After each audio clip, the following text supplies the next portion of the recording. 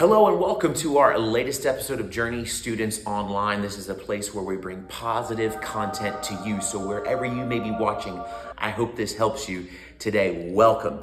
We, in our last episode, discussed baptism and what it is. So I thought I would bring up another topic and another thing that we do in the church, something else we celebrate. It's called a sacrament. It's a holy remembrance called communion. That's right. So I'm going to answer some questions.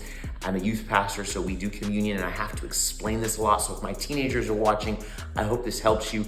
If you're watching this and you're just kind of a new Christian and you're searching religion, I hope this helps you realize that there's a God that loves you, and we do communion for you as a Christ follower. It's for Christ followers, and it's a remembrance of what Jesus did and his sacrifice. And that's truly what it is. Communion is a remembrance. So in our church, we have these prearranged communion packets. It comes with a little wafer on top and some grape juice inside, just for ease. And so this is one way you can do it in your church. I happen to live overseas and been to different churches. I lived in Africa. We did it with actual bread and juice cups. I went to an Anglican church service in England where they actually gave wine and little unleavened pieces of bread. It was pretty cool. However you desire to do it, in the Bible, it talks about it in the book of 1 Corinthians chapter 11, 23 through 27.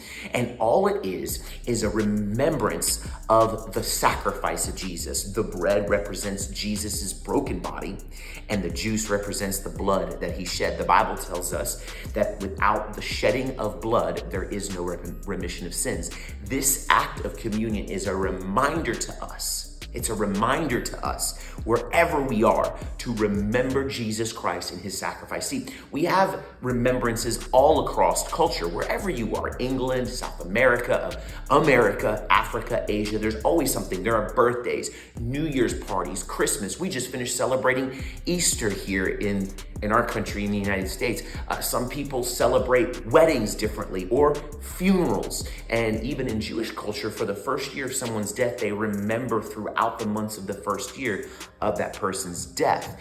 And so the death of Jesus Christ is a reminder that we have life. And when we take communion, we're participating with a group of other believers in the death and remembrance of his death and his resurrection and what that sacrifice means. You could do it alone, of course, if you can't make it to church and you're stuck in the house or whatever, but it's encouraged to take it with other people. So I want to say this: when you remember something, you honor something. And when you honor something, you grow in love. You grow in love for that person or that individual. And that's what it is. Communion is an act of love. It's a remembrance and a declaration of our Christian commitment to Jesus. Because he committed to us, we are committed to him. I hope this helps you wherever you are. I hope it encourages you. Stay tuned in for our next episode. Thanks for joining us today.